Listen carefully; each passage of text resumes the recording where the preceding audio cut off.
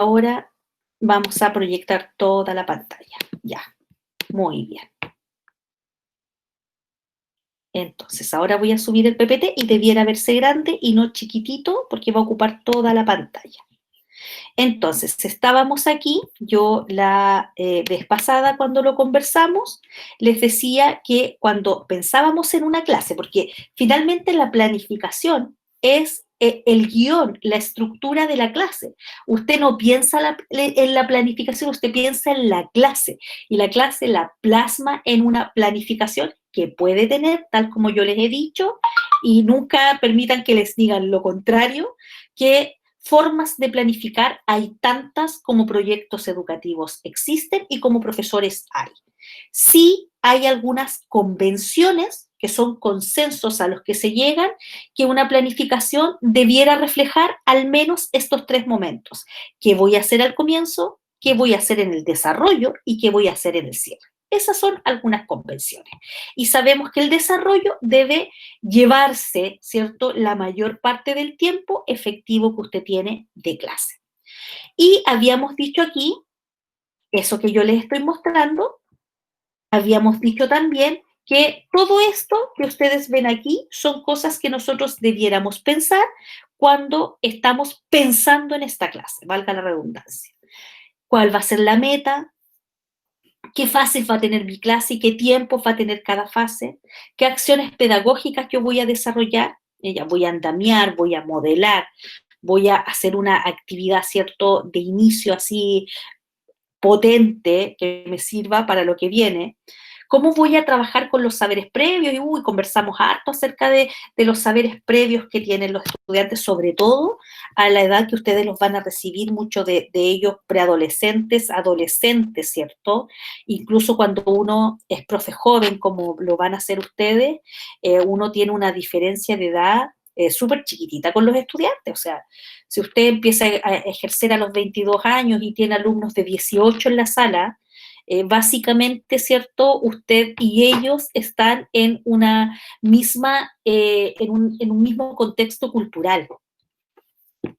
Y eso implica que ellos tienen tantos saberes previos como usted mismo los tiene. Y eso nunca hay que olvidarlo. Y que esos saberes previos responden a varias cosas, a el contexto sociocultural donde ellos se mueven, a las lecturas que han hecho, a la música que han escuchado, a las personas con las que se han relacionado, todo lo que es la vida con la que los chiquillos llegan al colegio. Y pusimos especial énfasis en las interacciones y en estas ayudas cálidas y frías, que eran, ¿cierto?, de las que hablaba el texto que yo les dejé de lectura.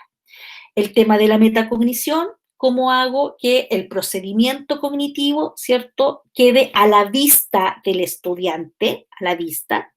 ¿Qué estrategias de evaluación formativa voy a emplear? No es mi tema evaluación, pero cualquier profesor debiera, o sea, no es mi tema enseñárselos o discutir con ustedes eso, pero es tema de cualquier profesor, lo mismo que los indicadores de evaluación. Y yo les comenté entonces en su minuto que esto se evalúa en el portafolio que los profesores deben desarrollar a propósito de la carrera docente, ¿ya? Hablamos de lo que eran las interacciones pedagógicas, que eran estos intercambios, estos diálogos que se producían en la sala de clases, y leímos este ejemplo, que yo se los dejé también en el aula, y que hacía una descripción de una clase que había sido filmada con un profesor que, si ustedes se acuerdan, estaba haciendo clases de matemática, estaba introduciendo el concepto de cuerpos geométricos, distinguiéndolo de figuras geométricas, que es las que se ven primero, se ve figuras, cuerpos y luego redes geométricas, y veíamos cómo este profesor hacía lo imposible porque los alumnos no pudieran llegar a el logro de la meta de la clase. O sea, era el profesor el que ponía todas las barreras de acceso, que es como las llama el decreto 83, que es lo último que vamos a ver este año. Todas las barreras de accesos las ponía el profesor. El profesor no hacía ningún tipo de sistematización ni metacognitiva ni metalingüística, suponía un conocimiento previo, ¿cierto? Lo suponía. Suponía que sus explicaciones eran suficientes porque él preguntaba y se respondía al mismo tiempo. Luego no hacía ningún tipo de monitoreo, no ejemplificaba, no andamiaba, no modelaba, se iba a sentar y como si eso no fuera todo, impedía que los alumnos entre ellos pudieran construir lo que él les pidió, que era esta guía. No hacía ningún tipo de cierre, por lo tanto no había ninguna comprobación de que estos estudiantes estuvieran, sabieran, o supieran, más bien dicho, perdón, supieran de qué era lo que esperaba él de ellos, ¿ya? Que supieran cómo llevar a cabo el desarrollo de la guía. Vimos ese ejercicio, lo leímos y luego hablamos entonces de qué significaba la interacción pedagógica y dijimos que por interacción íbamos a entender la calidad de las explicaciones, la calidad. Y ahí se nos abría en dos ideas fuerza, cómo vinculábamos el conocimiento con los aprendizajes previos, qué tipo de preguntas formulaba este profe, qué ejemplos utilizaba y la claridad con la que exponía. Y veíamos que, en general, si esa clase, si ustedes fueran evaluadores de portafolio y fueran los indicadores, esa clase no cumple con ninguno de los requisitos contenidos en calidad de las explicaciones e interacción pedagógica. Tampoco hacía modelamiento o demostraba algún procedimiento, de hecho nunca lo vimos acercarse a la pizarra, tomar un plumón, hacer el mismo el dibujo de lo que es un cuerpo geométrico, no lo vimos proyectando, no lo vimos con un material concreto, lo vimos simplemente armado de una guía que los estudiantes debían resolver. Y en la calidad de las interacciones es este aprovechamiento que se hace de las intervenciones de los estudiantes. ¿Por qué? Porque toda la interacción que se pudo producir en esa clase, que era entre pares, ¿ya? Fue acallada por el profesor bajo la lógica de que había murmullo. Y tampoco este profesor hizo la lectura de que esos murmullos tenían que ver con que los alumnos no sabían lo que tenían que hacer y los interpreta simplemente como ruido.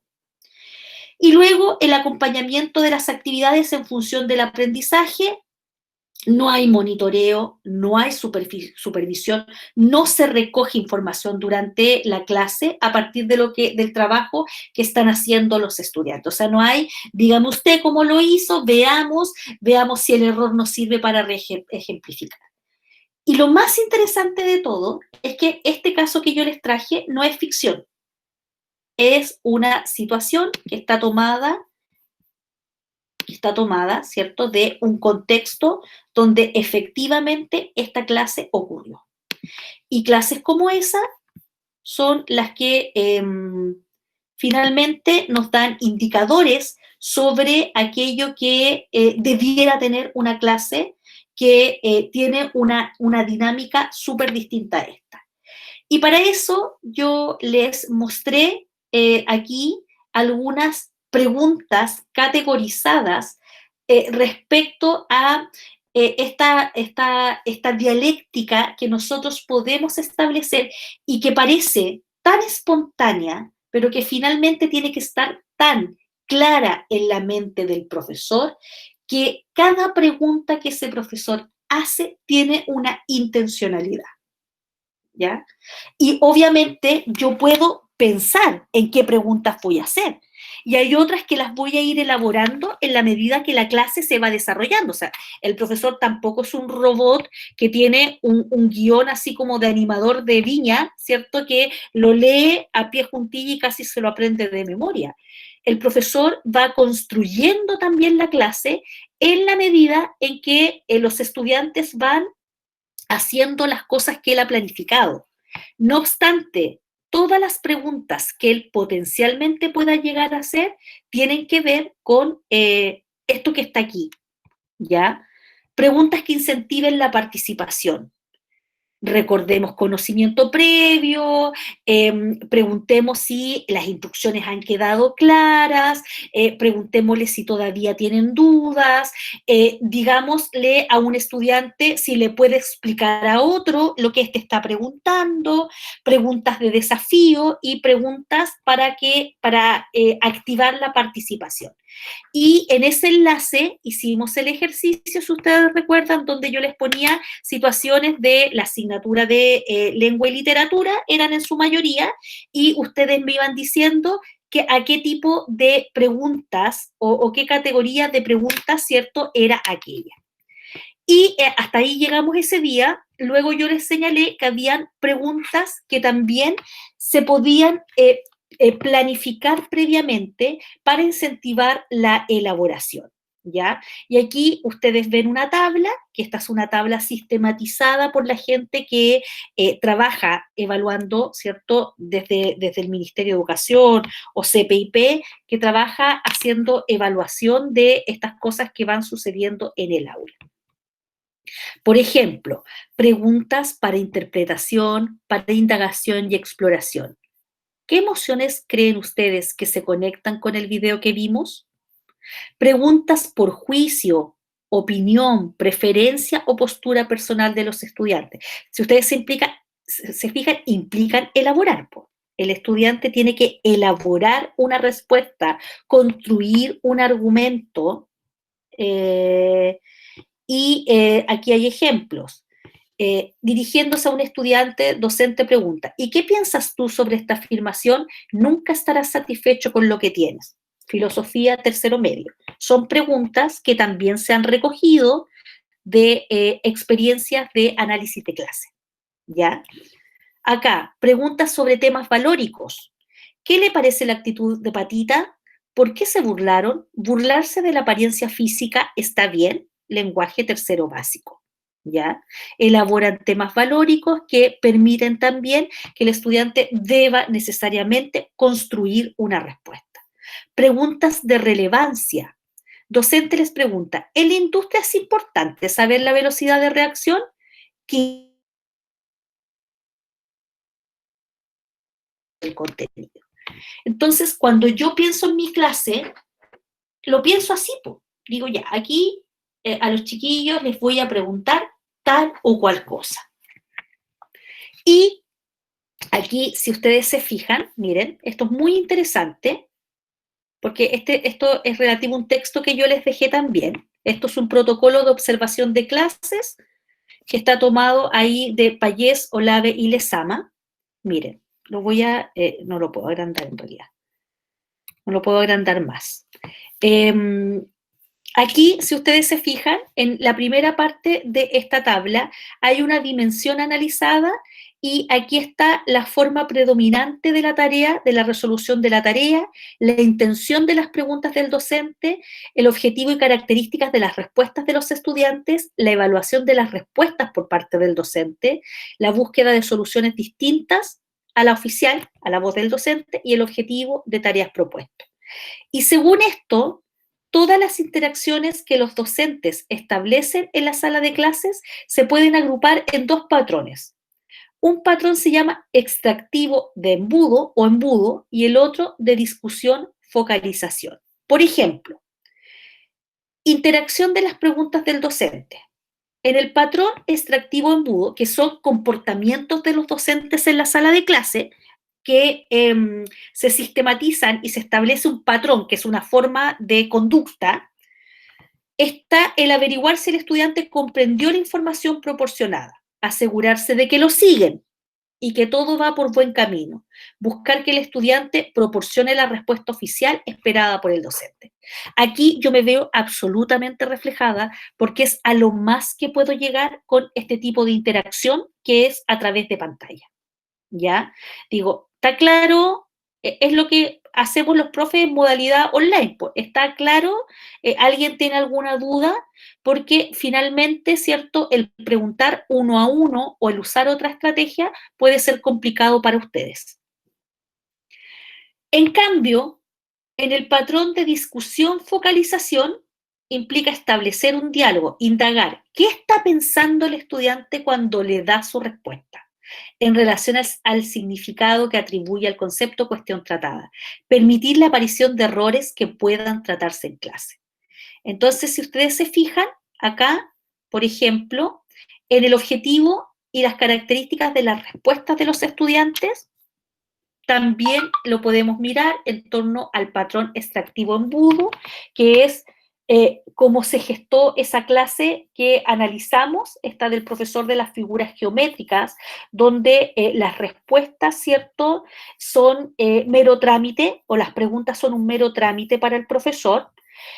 No hay ninguna solicitud de que los estudiantes demuestren que lo están haciendo bien o que lo están haciendo mal, y no hay ningún tipo tampoco de intencionalidad de establecer un diálogo con los niños de ese curso. Y aquí en esta lámina lo que les estoy mostrando es ahora en el patrón grande, ¿cierto? El tema de las interacciones pedagógicas. Esto se los mostré la vez pasada, por lo tanto me lo voy a saltar. Y entonces hablábamos de retroalimentación y aquí quedó dada una lectura. Y yo se las di fundamentalmente porque les comenté en esa clase que cuando uno medía tamaño del efecto, es decir, qué medida o qué política o qué acción pedagógica es más efectiva de implementarse en la sala de clases. Y aquí Hattie, en el año 2009, evaluó lo que se llama tamaño del efecto, que yo les dije que era una nomenclatura estadística, el tamaño del efecto de muchas acciones que ustedes deben reconocer. Por ejemplo, agrupar por habilidades, el tamaño del curso, tener 25 respecto de tener 42, las pruebas frecuentes, las expectativas del docente, las tutorías de pares y así hacia arriba hasta llegar a la retroalimentación. Y él demuestra en esta investigación que lo que más efecto tiene es la retroalimentación, ¿ya? Por arriba de las relaciones docente-estudiante, que son súper importantes, miren, es un punto menos nomás. Pero si ustedes se fijan, el efecto que tiene la retroalimentación respecto del tamaño del curso, miren, hay ahí como 50 puntos de diferencia. Y esto tiene que ver porque efectivamente cuando nosotros pensamos en la retroalimentación, acá, estamos pensando en todos los factores mediadores que van a permitir que un estudiante, ¿cierto?, alcance el logro de la meta que usted se ha propuesto. Miren esto, de acuerdo a las características de los estudiantes con bajo desempeño, o sea, aquellos que no necesariamente les cuesta, tienen bajo desempeño por distintos motivos, requieren retroalimentación inmediata, explícita y dirigida. Inmediata, explícita y dirigida. A ese estudiante que tiene más dificultades en su asignatura, el lenguaje, la retroalimentación le tiene que llegar lo más pronto posible. ¿Ya? ¿Por qué? Porque ya sabemos que la retroalimentación, es decir, decirle qué hizo bien, qué hizo mal, qué puede hacer para mejorar, cómo se hace, es lo que ese estudiante requiere necesariamente. Y acá, en estos círculos concéntricos, círculos y óvalos, hay varias cosas importantes. Por ejemplo, Schut en el año 2008 elaboró una guía para una retroalimentación formativa y que nos señala que hay que proporcionar retroalimentación elaborada, centrada en la tarea, con sugerencias de mejora. Elaborada, es decir, no es cualquier cosa, es pensar que ante un ejercicio mal resuelto, una lectura mal comprendida, yo debo poder saber qué tengo que decirle de vuelta a ese estudiante. También dice usar mensajes claros y específicos, ¿ya? Esto que estás haciendo puede mejorar si tú haces tal cosa. Por ejemplo, yo tengo a los alumnos planificando un texto y les he pedido que en la etapa de la elaboración del borrador, ¿ya? Construyamos ideas, ideas que estén puestas, lo voy a poner de esta manera, construidas a partir de, no sé, frases u oraciones con sentido completo. Y el estudiante presenta un listado de palabras, ¿ya? Yo no estoy diciendo que una planificación no pueda ser un listado de palabras, sino es lo que ha pedido este profesor. Por lo tanto, cuando yo le devuelvo la planificación, no le digo su borrador está malo, vaya y hágalo de nuevo, porque entonces es lo mismo que no le diga nada a un estudiante. Si yo no le digo, tiene que transformar estas palabras en ideas puestas en frases u oraciones, no tiene cómo saberlo, ¿ya?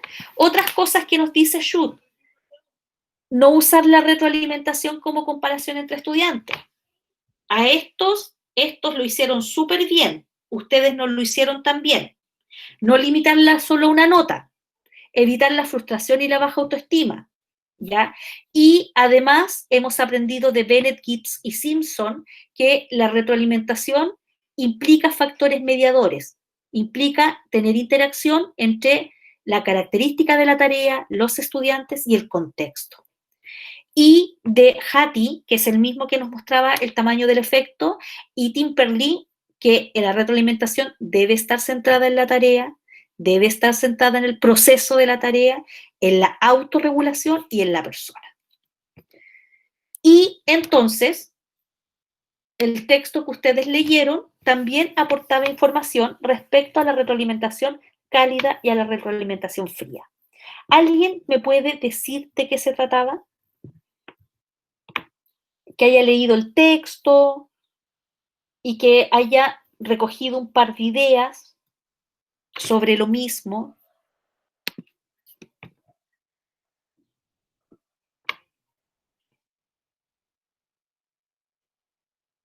¿Pudieron leer el texto? Primero que todo. No es un texto difícil, es un texto bastante amable, súper útil para un profesor y que tenía que ver con establecer estos patrones de que hay actividades cognitivas que son denominados procesos fríos y hay ciertas actividades que son motivacionales que son denominadas procesos cálidos. ¿Ya leyeron eso o no? Porque va a ser súper importante que puedan hacer esa lectura que hace el distingo entre tipos de retroalimentación, dependiendo si estamos trabajando con procesos fríos o procesos cálidos. Y entonces lo que hace no es decir que cálido es mejor que frío, sino que cuando nosotros retroalimentamos, a veces lo hacemos al proceso cognitivo en sí mismo. Cuando yo estoy, no sé, viendo con los estudiantes algún tema, lo voy a poner como en manejo de la lengua para que quede bien redondito el ejemplo.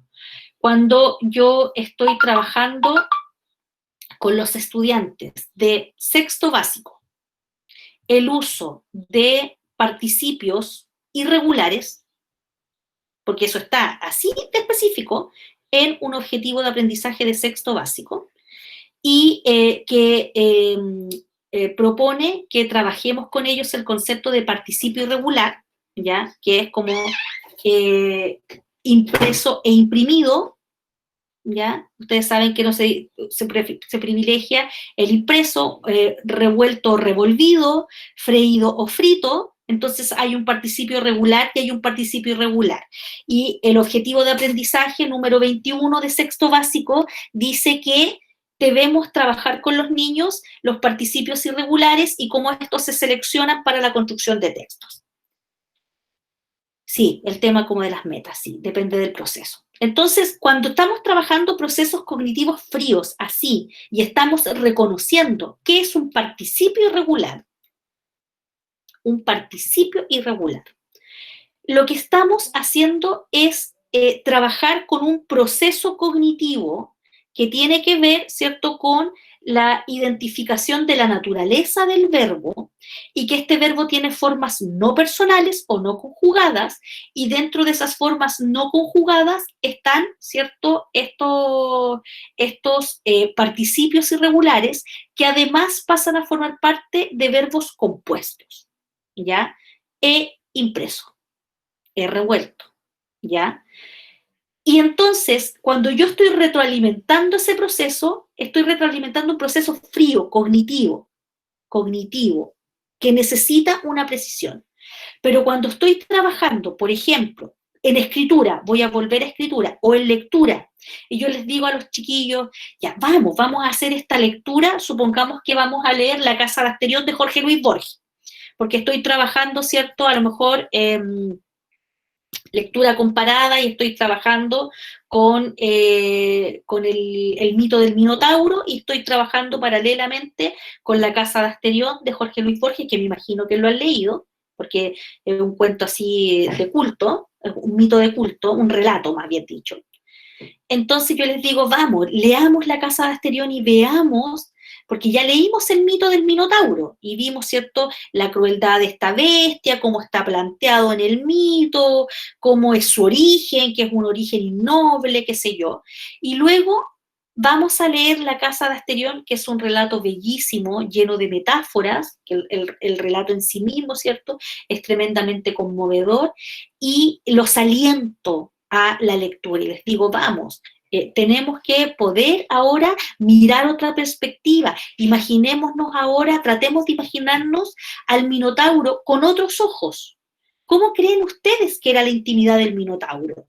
Ya, ahora vamos a leer. Entonces, estoy haciendo, ¿cierto?, retroalimentación del proceso de lectura y estoy instando a que ellos puedan comentar, leer, etcétera. Es un poco más complejo el texto, pero se lo estoy resumiendo así, bien, en 3 líneas, porque deben leer, ¿ya?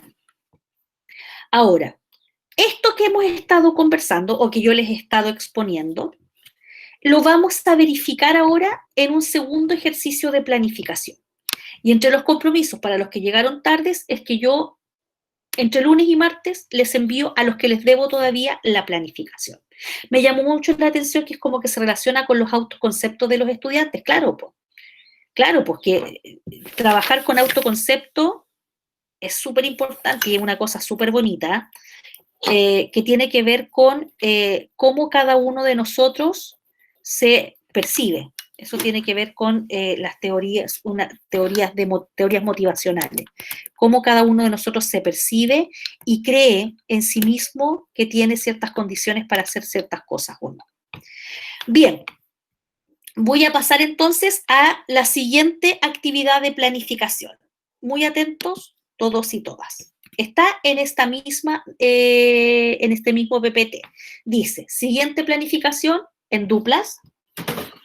No olvido mi compromiso de trabajo colaborativo y además porque esta planificación emerge de sus prácticas, ¿ya? Yo sé que las prácticas son atípicas en este proceso, pero me imagino que desde su coordinación de práctica o desde el colegio, ¿cierto?, le habrán solicitado que al menos pongan un esquema a aquello que va a desarrollar. Lo está implementando usted a través de clases online, lo está haciendo para el diseño de una cápsula, lo está haciendo para grupo pequeño. Tienen que tomar una planificación que se haya generado en el proceso de práctica. No la van a poner en ningún formato que no sea en el que ustedes ya la tienen. O sea, si está en el formato beta, en el formato beta. Si está en el formato del colegio Juanita Fernández, Juanita Fernández. Si está en el marco de un curso de cuarto medio que está en PASE, en ese formato. No es relevante el formato acá. Entonces, van a tener que recoger una planificación de alguna actividad realizada en su proceso de práctica. Una cápsula, una clase. Si ya la implementó, pues, o sea, idealmente tomen algo que ya esté hecho. Si ya la implementó, haga una revisión de la misma. Eso es lo que vamos a hacer en este ejercicio de planificación. Vamos a tomar algo que ya está hecho y lo vamos a mirar con los siguientes indicadores o bajo las siguientes condiciones. 1. Actividades de sistematización metacognitiva y metalingüística. Recuerden que la sistematización son esos momentos de la clase en que usted va, de alguna manera, ¿cierto?, amarrando lo que estamos aprendiendo. Y lo hace a través de procedimientos metalingüísticos. Le pide a los alumnos que repitan, les dicen que expliquen con sus propias palabras, les dicen ya, entonces, ¿cuáles son las palabras más relevantes que resumen lo que hemos aprendido hasta acá? Les pide que hagan un breve resumen oral, por eso es metalingüístico o metacognitivo. Usted les dice ya, entonces, ¿qué hicimos hasta aquí? ¿Qué hicimos hasta aquí? Ya, hicimos una planificación, hicimos esto, luego revisamos, luego nos fijamos en esto otro. Entonces, tiene que volver a mirar esa planificación desde esta perspectiva. Esa planificación tuvo momentos de sistematización donde usted les dijo ya, vamos a anotar entonces, miren, son 10 para, me quedan 10 minutos. Vamos a anotar entonces esto que ustedes han aprendido. Anótenlo en su cuaderno, dejémoslo en la pizarra, intervengamos el PPT. Y si no lo tienen, si no lo encuentran, tienen que intervenir su planificación. Es decir, tienen que poner, como les voy a poner más abajo, en rojo, cómo lo habría hecho. Antes, durante o después o en alguno de los momentos. Segundo, va a volver a mirar esa planificación sobre las preguntas que hizo o que debió hacer. Si usted hizo preguntas y las tiene marcadas, identifíquelas y mire la clasificación que yo les acabo de mostrar y vea cuál era el sentido de esas preguntas que usted hizo. Y si no las tiene puestas, anote allí con rojo qué preguntas debió haber ido formulando en los distintos momentos. Y luego vuelva a mirar su planificación y dígame si usted tiene aquí explicitado cómo va a ir retroalimentando o cómo debió haberlo hecho. Solo destaca con rojo estos aspectos, no importa el formato de la planificación que usted haya usado. Es decir, vuelvo atrás y entonces voy a volver donde están ustedes, les estoy buscando. Vuelven atrás, en mi grupo igual somos 3, no hay problema, ¿ya? Si yo no tengo práctica este semestre, pero Sebastián, ¿tuviste prácticas en algún momento? ¿Tienes planificaciones guardadas de la época en que tú hiciste práctica? Busca una de esas, ¿ya? O asóciate con algún compañero que esté haciendo práctica este semestre, porque lo que vamos a hacer es abrir la planificación y mirar la hora de, profe, cuando las clases no son tan estructuradas por el formato del programa o curso, ¿se reformula? No reformule nada. Por eso yo les decía, no importa cómo sea la planificación, si usted dice, ya, no era como la que hicimos la primera vez, no, que no siempre va a ser así. Lo que tiene que mirar la hora es decir, a ver, en este minuto, aquí, cuando yo estaba explicando esto, aquí yo debiera haber preguntado esto y esto otro. Lo pongo en rojo. Es como el ejercicio que hicimos, ¿cierto?, con el profesor de las figuras geométricas, cuando le destrozamos su clase, no se reformula, querida, no se reformula. Cuando le destrozamos la clase al profesor, y imagínense que nosotros hubiéramos puesto comentarios al margen, así, insertar comentarios. Aquí el profesor debió haber verificado. Cuando les dijo, ¿se acuerdan lo que eran las figuras geométricas? Y los niños le dijeron, sí. ¿Cuántos niños? Por ahí se escuchó un sí. El profesor hizo algún ejercicio para verificarlo, les tiró un mono en la pizarra y les dijo, ya, esto era un cono o un cilindro, que todo el mundo los confunde, todo el mundo dice cono de confort, y esto es un cilindro, ¿ya? Entonces, ¿hizo esa comprobación? No la hizo ya. Entonces, aquí el profesor o aquí debió haber pasado tal cosa. No reformulen nada, simplemente intervengan la planificación diciendo las cosas que deberían haber ocurrido ahora que usted sabe que la calidad de las explicaciones, la calidad de las preguntas, la retroalimentación y la sistematización son cruciales para una clase. Preguntas. Me quedan 8 minutos. En parejas, con las mismas parejas que están haciendo práctica, si, como en el caso de el Sebastián, no tiene práctica este semestre, no haga una planificación desde cero, busque una que usted mismo haya hecho en sus vidas pasadas, ¿cierto?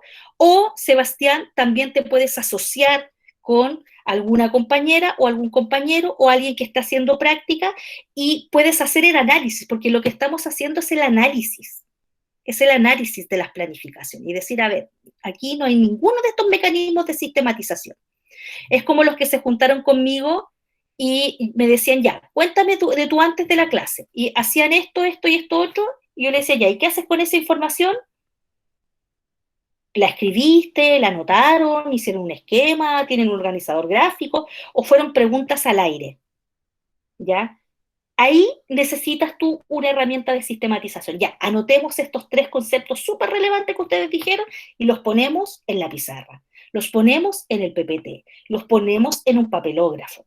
Que ahí ideas súper buenas, carteles alfabetizadores, que son súper efectivos.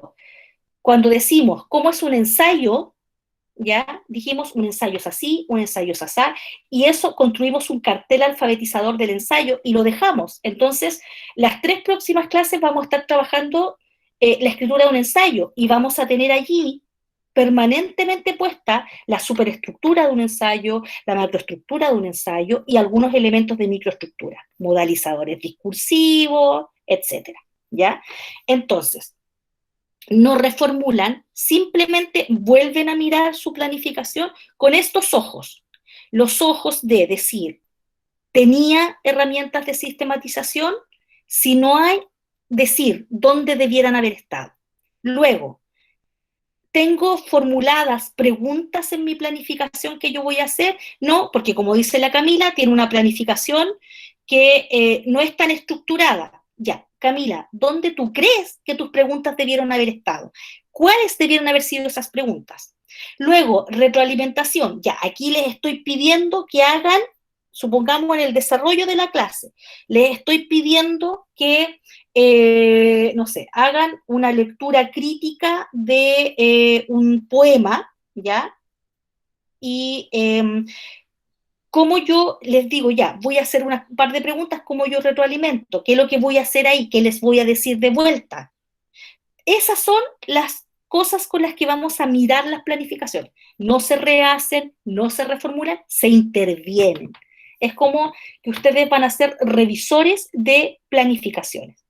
¿Para qué? Para que en la siguiente construcción de planificación, que puede ser desde cero, ustedes vayan sumando todo lo que vimos en la primera parte, que era cómo se establece la meta, cómo se desagrega lo procedimental, lo conceptual, lo actitudinal, el inicio, el desarrollo y el cierre, los indicadores de evaluación, y ahora además le sumo, ¿cierto?, estas cosas que piensan en el estudiante, que es lo que se denomina el modelado del pensamiento.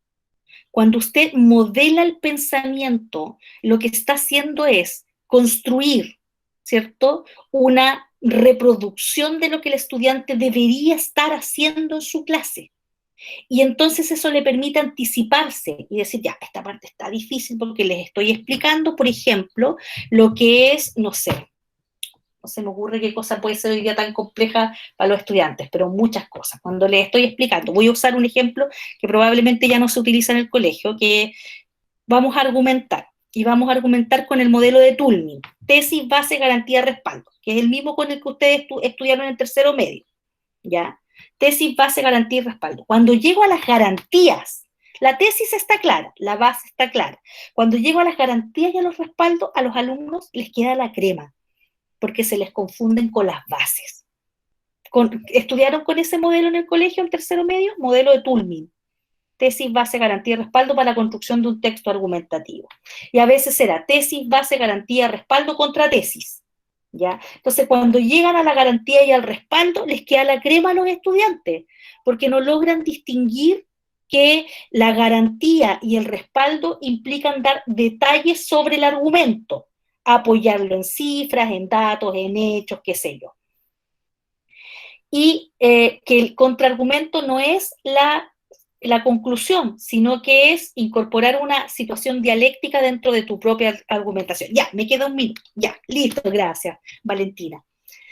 Entonces, de aquí al 11, ya ustedes van a tener que trabajar en el 11, el 10 que nos vamos a volver a ver, van a tener que trabajar en esta propuesta de intervención. Yo voy a dejar compromiso cápsula para mostrarles qué es lo que tienen que hacer. Voy a tomar el texto del profe, este que analizamos, o la profe, y lo voy a intervenir con comentarios para modelarle qué es lo que tienen que hacer. Y ustedes van a buscar entonces su planificación, ya la más atesorada o la que sientan que no les haya quedado tan buena o la que ustedes quieran, y la van a intervenir con comentarios. Estamos en grupo, en los grupos en las duplas de práctica, sin ningún problema. ¿Estamos? Sí, profe. Ya, súper. 15:39. Gracias, profe. 15:39. Lo logré, Eh, lo logré. Besos y abrazos para todos. Que sea una súper buena semana la que viene. Chao, profe. Chao. Chao, profe. Gracias, Cuídense. profe. Que esté muy bien. Nos Gracias. vemos, Igual a ustedes. cuídate. Chao. Semana. Gracias, profe. Chao.